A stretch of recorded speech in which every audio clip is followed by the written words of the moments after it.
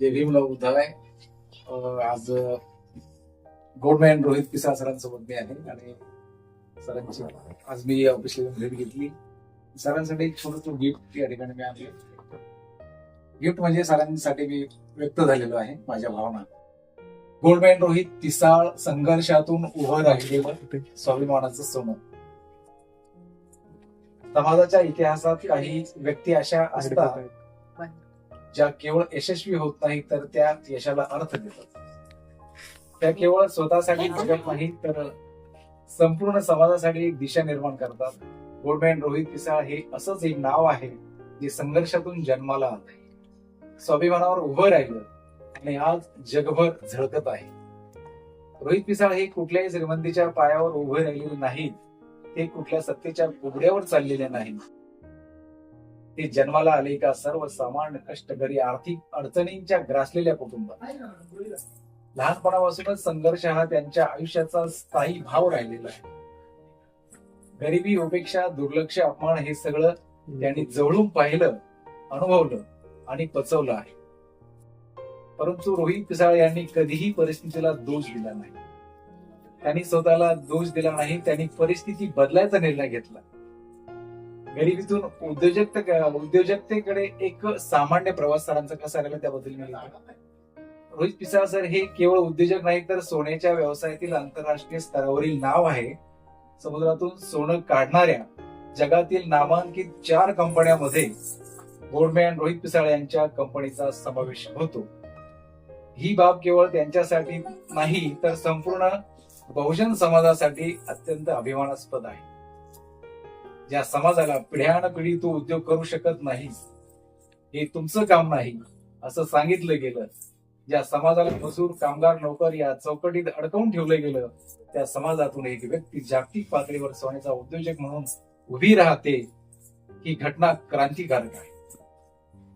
मोदी मीडियाचा बहिष्कार तरीही भरारी. दुर्दैवाने अशा प्रेरणादायी व्यक्तिमत्वाकडे गोदी मीडियाने कधीच गांभीर्याने पाहिलेलं नाही, फोकस दिला नाही. कारण रोहित पिसाळ हे कुणाच्या अजेंड्याचे प्यादे नाहीत. ते बौद्ध समाजाचे फुले-शाहू आंबेडकरांच्या विचारावर चालणारे असून स्वाभिमानी व्यक्तिमत्व आहे. मीडिया बहिष्कार झाला, सुक्याकडून बदनामीचे प्रयत्न झाले, पण व्यवसाय मात्र थांबला नाही. कारण हा व्यवसाय केवळ पैशावर नाही तर प्रामाणिकपणा, मेहनत आणि ध्येयवादावर उभा आहे. यशस्वी उद्योजक म्हणा हीच खरी चळवळ, ही सरांचं ब्रीद वाक्य आहे. म्हणून डॉक्टर बाबासाहेब आंबेडकरांनी दिलेला संदेश, शिका, संघटित व्हा, संघर्ष करा, याला रोहित पिसाळ एक महत्वाची जोड देतात आणि ती म्हणजे स्वतःच्या पायावर उभे राहा, उद्योजक बना. ते ठामपणे सांगतात की उपाशी उडी कुठलीही चळवळ उभी राहत नाही. पोट भरेल तेव्हाच माणूस निर्भीड होतो, स्वाभिमानी होतो आणि चळवळीला खंबीरपणे साथ देतो. म्हणूनच ते केवळ भाषण देत नाहीत तर स्वयंरोजगार, उद्योग, मार्गदर्शन यावर भर देतात. काम करण्याची उर्मी आणि प्रामाणिकपणा असेल तर मी मार्गदर्शन करायला तयार आहे, असंही सर खुलेपणानं सांगतात. त्यांचं स्वप्न आहे माझ्या समाजातील प्रत्येक आंबेडकरवादी भीमसैनिक आर्थिक दृष्ट्या सक्षम व्हावा आणि झाला पाहिजे. आई रमाई संघर्षाचं मूर्त रूप या विषयावर पुढे लिहायचंय. रोहित पिसाळ यांच्या आयुष्यात बाबासाहेब आणि आई रमाई यांचं स्थान अतिशय पवित्र आहे. फाटकी ठिगळ लावलेली लुगडी नेसून उपाशी तापाशी राहून म्हातारेवानी संसार केला. बाबासाहेब आंबेडकरांच्या चळवळीला त्यांनी निस्वार्थपणे पाठिंबा दिला. आज त्या आईसाठी रोहित पिसाळ यांनी हिरा रत्न जडीत साडी तयार केली आहे. केवळ दागिना म्हणून नव्हे तर इतिहासाची साक्ष म्हणून माझ्या भीमाच्या नावाचं कुंकू लाविलं रमा, या गीताने त्यांना प्रेरणा दिली आणि माता रमाईच्या कंपाळावरील कुंकवाच्या कोटींचे हिरे बसवण्याची संकल्पना सरांनी पूर्णपणे साकारलेली आहे. हा दिखावा नाही, ही इतिहासावर मात केलेल्या वेदनेची, संघर्षातून मिळालेल्या यशाची आणि स्वाभिमानाची घोषणा आहे. बाबासाहेबांचा विचार सोन्यात कोरला गेला.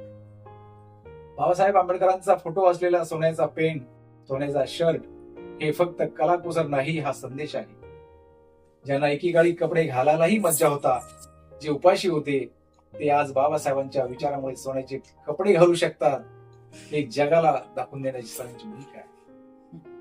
सोन्याचा व्यापारी पण जमिनीवर पाय, म्हणजे कुठलाही गर्व नाही. कोट्यावधीचा उद्योग असूनही रोहित पिसाळ यांच्यात कुठलाही अहंकार नाही. म्हणजे तुम्हाला दिसत असेल मी सरांच्या बाजूला उठलोय, माझी काय ऐपत आहे सांगायचं म्हणजे. कोट्यावधीचा उद्योग असूनही रोहित पिसाळ यांच्यात कुठलाही अहंकार नाही. ते आजही सामान्य माणसासारखे बघतात, समाजातील प्रत्येक अडीअडचण समजून घेतात, बंधुभाव जपतात. समाजासाठी केवळ स्वप्न पाहणारे नाही, तर त्या स्वप्नांसाठी झगडणारे आहे. समाजाबद्दल सरांचा विषय असा आहे, खेकडा वृत्ती आणि हत्तीची चाल. समाजात काही विघ्न संतोषी लोक असतात, पुढे जात असेल तर त्याला खाली खेचण्याचा प्रयत्न करतात. रोहित पिसाळ सर यांच्या बाबतीत ही हेच घडत आहे, हे प्रामुख्याने या ठिकाणी मला समजलं. रोहित पिसाळ यांच्या बाबतीत हेच घडत आहे. बदनामीचे प्रयत्न, अफवांचं सगळं नियोजन सुरू आहे.